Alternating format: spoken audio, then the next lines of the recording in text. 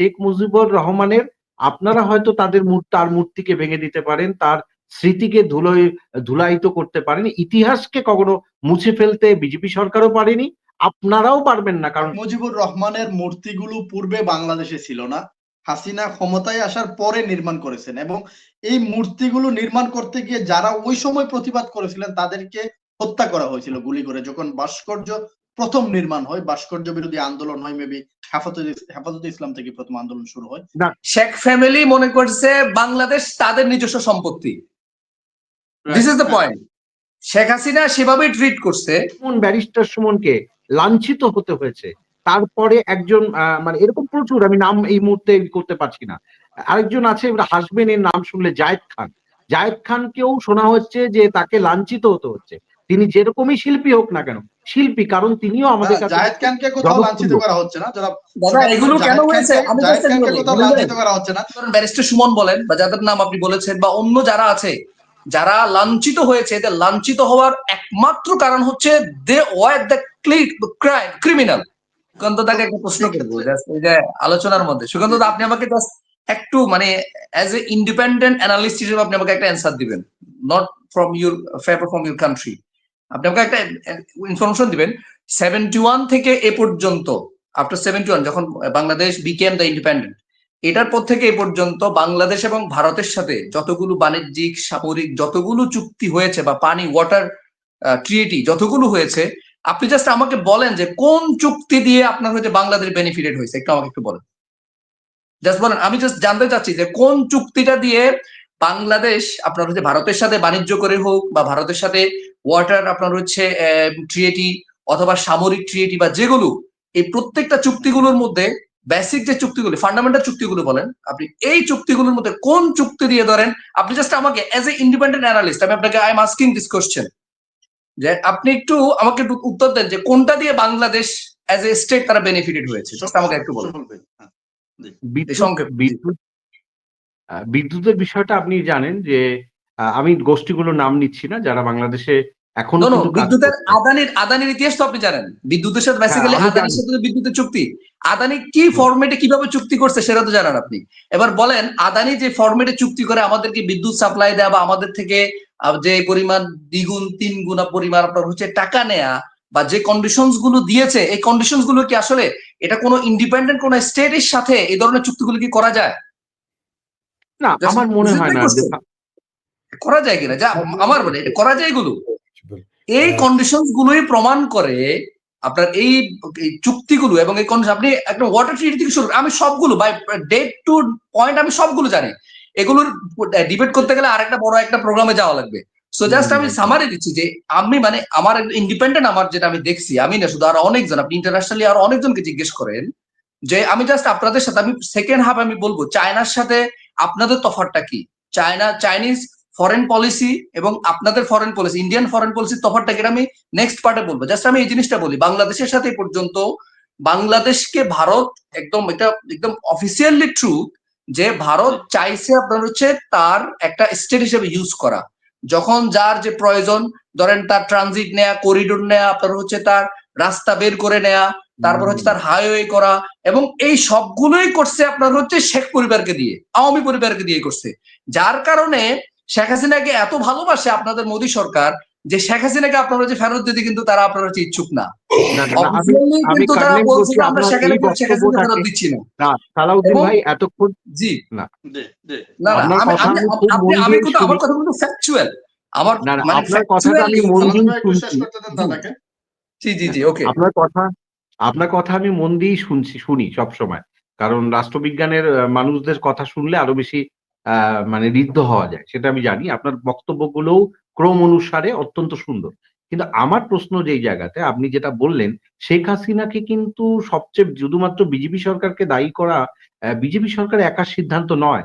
বিজেপির সর্বদলীয় বৈঠকে রাহুল গান্ধী বলেছেন যে আপনাদের যে সিদ্ধান্ত হবে সেটাই শেষ সিদ্ধান্ত হবে, কারণ এটা আপনারা জানেন যে শেখ মুজিবুর রহমানের আপনারা হয়তো তার মূর্তিকে ভেঙে দিতে পারেন, তার স্মৃতিকে ধুলায়িত করতে পারেন, ইতিহাসকে কখনো মুছে ফেলতে বিজেপি সরকারও পারেনি, আপনারাও পারবেন না। কারণ শেখ মুজিবুর রহমান আপনার তার মেয়েকে তার মেয়ের যে নির্বাচন সংক্রান্ত সব বিষয়ে তিনি যা বাংলাদেশকে করে দিয়েছেন, তার দায় কিন্তু শেখ মুজিবুর রহমানের নয়, কিন্তু তাকে যা সহ্য করতে হয়েছে এইটা সালাউদ্দিন ভাই আপনাকে স্বীকার করতে হবে। এই জায়গা থেকে আমি বলছি যে জায়গাটা আপনি বললেন যে শেখ হাসিনার সঙ্গে শেখ মুজিবুর রহমানের মূর্তিগুলো পূর্বে বাংলাদেশে ছিল না, হাসিনা ক্ষমতায় আসার পরে নির্মাণ করেছেন, এবং এই মূর্তিগুলো নির্মাণ করতে গিয়ে যারা ওই সময় প্রতিবাদ করেছিলেন তাদেরকে হত্যা করা হয়েছিল গুলি করে। যখন ভাস্কর্য প্রথম নির্মাণ হয়, ভাস্কর্য বিরোধী আন্দোলন হয়, মেবি হেফাজতে ইসলাম থেকে প্রথম আন্দোলন শুরু হয়, না তার কি অবদান ছিল না? হত্যা শেখ করা হয়েছে। মুজিবুর রহমানের কোনো মাওলানা অবদান মামুনুল ছিল হক না? ভাস্কর্যের বিরুদ্ধে বক্তব্য দেওয়ার কারণে তাকে নির্যাতন করা হয়েছিল। অবদান নিয়ে কোনো কোশ্চেন না দাদা, কোশ্চেনটা হচ্ছে শেখ ফ্যামিলি মনে করছে বাংলাদেশ তাদের নিজস্ব সম্পত্তি। This is the point. Sheikh Hasina সেভাবেই ট্রিট করছে। শেখ হাসিনা লাস্ট 16 ইয়ার্স বাঙালি বাংলাদেশি মানুষের সাথে, সাধারণ জনগণের সাথে কিন্তু সেভাবেই ট্রিট করছে যে you are the refugee of this country, we are the owner of this country, she just has shown the ownership. This is the problem, যে উনি ওনারশিপ দেখাতে গিয়ে আপনার হচ্ছে একক ক্ষমতার মালিক অটোক্রেসি স্টাবলিশ করতে গিয়ে কিন্তু উনি বাংলাদেশের জনগণের হাতে লাঞ্ছিত হয়ে তার পিতার যে ক্রেডিট ছিল সে ক্রেডিটটাকে কিন্তু উনি কবর দিয়ে চলে গেছেন। This is the point. Different perspective, different perspective, ন্যারেটিভসটা কিন্তু ডিফারেন্ট। প্রত্যেকটা ঘটনার কিন্তু ডিফারেন্ট ন্যারেটিভস আছে। আপনি বুঝেন শেখ মুজিবুর রহমানকে আপনার হচ্ছে স্বাধীনতার প্রশ্নে বা স্বাধীনতার ইতিহাসের কেন্দ্রিক ভালোবাসে না খুব কম মানুষ আছে, কিন্তু সবার একটাই প্রশ্ন, শেখ মুজিব সর্বপ্রথম আপনার হচ্ছে লাঞ্ছিত হয় তার 72 থেকে 74 পর্যন্ত যে ধরনের কাজগুলো উনি করেছেন, উনি ওই অপরাধের কারণে উনি একবার লাঞ্ছিত হন। সেকেন্ড, তার মেয়ে এসে রিএস্টাবলিশ করছেন সেই ঘটনাগুলোকে, এবং এটা অতিমাত্রায় করেছেন। এদেশের জনগণগুলোকে আপনার হচ্ছে জনগণ মানুষ মনে করতেন নাই। এই জন্য এবারে 24-এর স্লোগান ছিল দেশটা কারো বাপের না, দেশটা কারো বাপের না। এই স্লোগান দিয়ে কিন্তু আপনার হচ্ছে শেখ হাসিনাকে তার তলবি তলপা সহ কিন্তু পালাতে হয়েছে। আর দুঃখজনক বিষয় কি, ভারত যারা পালিয়েছে তাদের সবগুলোকেই কিন্তু আপনার হচ্ছে সুন্দর করে আপনার তাদেরকে থাকার ব্যবস্থা করে দিয়েছে। দুনিয়ার কোন দেশ যেখানে শেখ হাসিনাকে জায়গা দেয় নাই, একমাত্র মোদী সরকার ভারতকে জায়গা দিয়েছে। এই ঘটনাগুলো কি প্রুভ করে ভাই? না আমি একটা লাস্ট কথা বলবো, বাংলাদেশের সাথে ভারতের পিসফুল রিলেশন, না না আমি বাংলাদেশের একটা সাথে কথা ভারতের বলবো, পিসফুল রিলেশন, এগুলো কি এটা প্রুভ করে? না না আমি একটা শেষ কথা বলবো, তারপরে আমি একটা জাস্ট ওকে ওকে ওয়ান লাইনের হবে। আমি মনে করি যে শেখ হাসিনাকে যেটা হয়, যেটা একটা প্রপার প্রত্যর্পণ চুক্তি আমাদের রয়েছে, সালাউদ্দিন ভাই খুব ভালো জানেন, সেই প্রত্যর্পণ চুক্তির মানে যেভাবে হবে সেভাবে শেখ হাসিনাকে ভারতবর্ষ দেবে। কারণ দেখেন, একজন human rights on the human rights ground, আপনি এটা বলতে পারেন না যে একটা মানুষকে আমরা এমন একটা অবস্থায় ফেলে দিতে চাই না, বা না হতেই পারে এটা, যে সেখানে গিয়ে তাকে হয়তো মানে এখানে যাদের যাদের যেমন ধরুন আপনাদের শিক্ষামন্ত্রী, তাকে জুতো মারা হয়েছে, আপনাদের সুমন ব্যারিস্টার সুমনকে লাঞ্ছিত হতে হয়েছে, তারপরে একজন মানে এরকম প্রচুর, আমি নাম এই মুহূর্তে করতে পারছি না, আরেকজন আছে হাসবেন এর নাম শুনলে, জায়েদ খানকেও শোনা হচ্ছে যে তাকে লাঞ্ছিত হতে হচ্ছে। তিনি যেরকমই শিল্পী হোক না কেন, শিল্পী, কারণ তিনিও আমাদের কাছে জায়েদ খানকে কোথাও লাঞ্ছিত করা হচ্ছে না, যারা দাদা এগুলো কেন হয়েছে আমি জায়েদ খানকে কোথাও লাঞ্ছিত করা হচ্ছে না, যদিও জায়েদ খান লাঞ্ছিত হওয়াটা ডিজার্ভ করেন, বাট ওনাকে লাঞ্ছিত করা হচ্ছে না। মনির ভাই আমাকে একটু বলতে দেন, আমি এটা ব্যাখ্যা দিই ওনাকে। উনি যে কথাগুলো বলছেন আমি আপনাকে বলি, অপরাধ একটা হচ্ছে কম্বাইন্ড পলিটিক্যাল অপরাধ, আর একটা হচ্ছে ব্যক্তিগত অপরাধ, দুটো বিষয়। আজকে যারা বাংলাদেশে লাঞ্ছিত হয়েছে এরা কিন্তু পলিটিক্যাল পার্সপেক্টিভে কিন্তু এদেরকে দেখা হয় নাই, এদেরকে দেখা হচ্ছে। সাপোজ আজকে আমি সালাউদ্দিন যদি একটা অপরাধ করি, ধরেন আমি বড় একটা ক্রাইম করেছি, তো আমি ক্রাইম করার পরে পাবলিক ক্ষিপ্ত হয়ে আমাকে কি করলো, অ্যাটাক করলো, সো এটা কিন্তু আমার পলিটিক্যাল পার্টি যেটাই হোক, আমার পলিটিক্যাল পার্টির অপরাধ না। This is the point.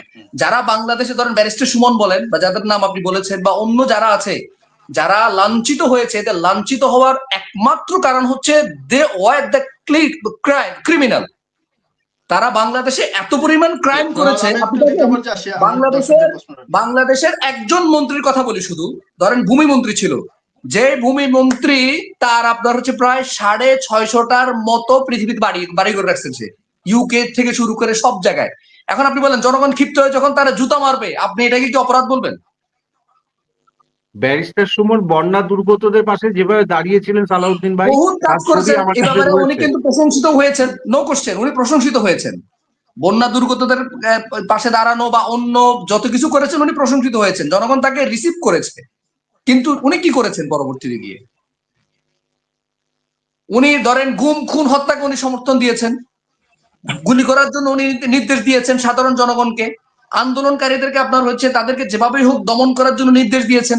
তাহলে এই ছেলেগুলো ওনাকে কি করবে? ব্যারিস্টার সুমন, জনাব সুকান্ত ঘোষ, ব্যারিস্টার সুমন যখন 24-এর আন্দোলন চলতেছিল তখন তিনি বলেছিলেন ছাত্রলীগকে নিয়ে প্রতিহত করতে পারবেন, প্রয়োজনে ছাত্রলীগ গুলি করবে, এমনটাও তিনি বলেছিলেন। যখন তার কাছে বক্তব্য জানতে চাওয়া হয় যে শিক্ষার্থীদের পক্ষে আপনি দাঁড়াবেন কিনা as a member of parliament, তিনি বলেছিলেন যে তিনি আওয়ামী লীগ বা যারা আওয়ামী লীগ করে তাদের রক্তর সাথে শেখ মুজিবের সাথে বেইমানি করবেন এবং তারা পালিয়ে যায় না, শিক্ষার্থীদের হুমকি দিয়ে বক্তব্য দিয়েছিলেন।